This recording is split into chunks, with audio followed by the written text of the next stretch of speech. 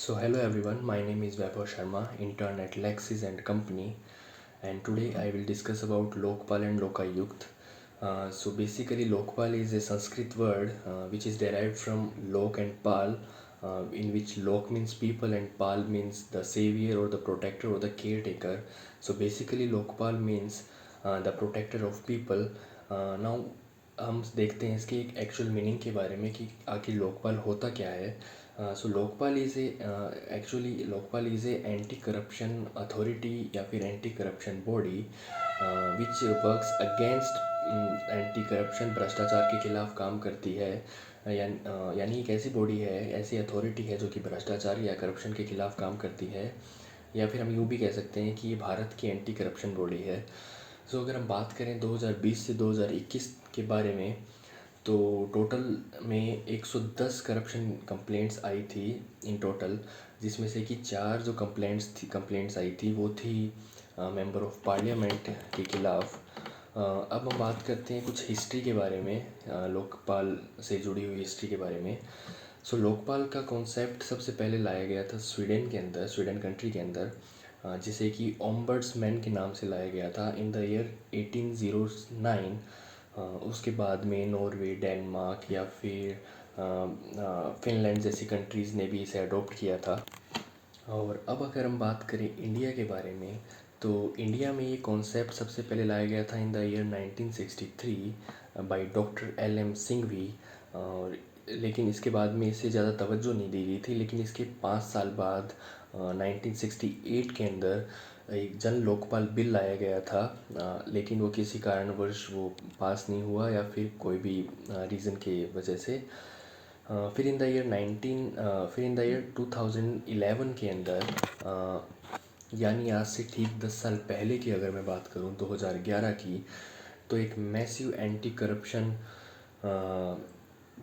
Movement start किया गया था इंडिया में, जिसको हेड किया था श्री अन्ना हजारे जी ने. और उसका रिज़ल्ट ये निकला या फिर उसका सॉल्यूशन ये निकला था कि ये तय किया गया था कि इंडिया में भी लोकपाल और लोकायुक्त जैसी बॉडीज़ का, अथॉरिटीज़ का निर्माण किया जाएगा, डेवलप की जाएगी ऐसी बॉडीज़ इंडिया में भी.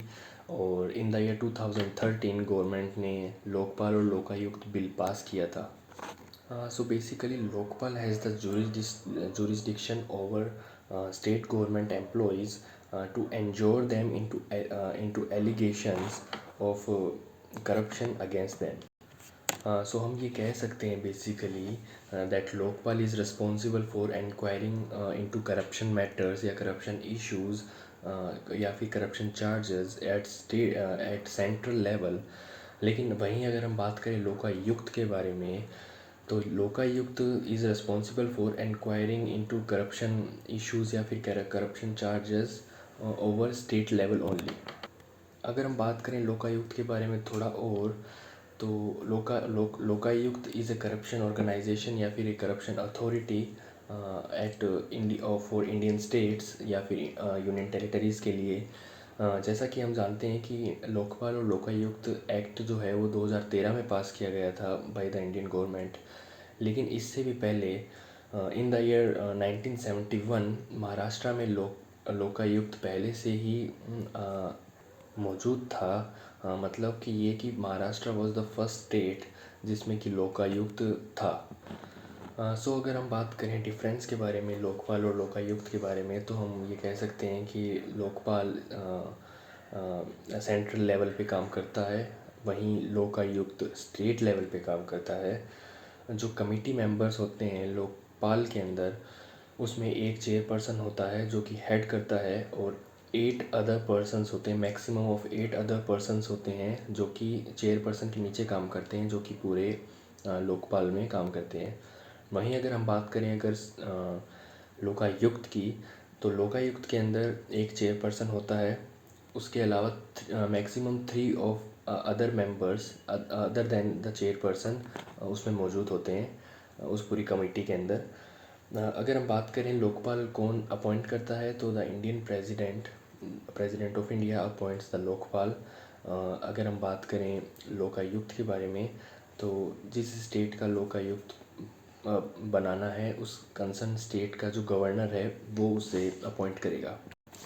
अब अगर हम थोड़ा और जानें लोकपाल और लोकायुक्त एक्ट 2013 के बारे में, तो इसमें जो मेंबर्स की जो संख्या रखी गई थी वो थी एक चेयरपर्सन और 8 other persons other than the chairperson, जिसमें कि जो 50% ऑफ द मेंबर्स हैं they should have a judicial background, और जो अदर 50% हैं वो नॉन जुडिशल बैकग्राउंड से होने चाहिए।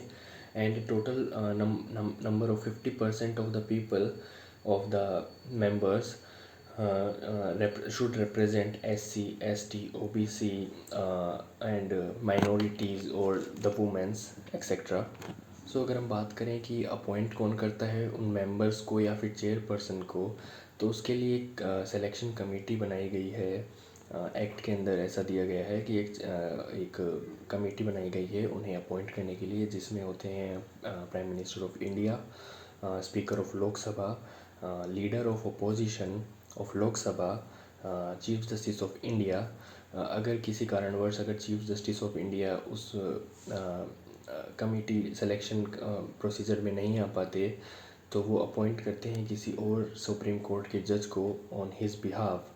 और जो पांचवा है वो है लेमिनेंट जूरिस्ट, जिसे कि प्रेसिडेंट इंडियन प्रेसिडेंट अपॉइंट करते हैं। सो बेसिकली हम कह सकते हैं लोकपाल और लोकायुक्त कवर करते हैं सारे पब्लिक सर्वेंट्स को, यहाँ तक कि एनजीओज़ को भी, जो कि जिनकी जो प्रॉफिट वैल्यू है वो है 10 लाख से ज़्यादा होती है पर ईयर की।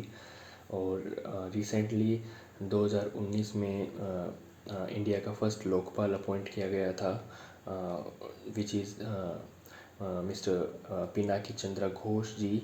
He was a retired Supreme Court judge also. So thank you so much. That's all for today.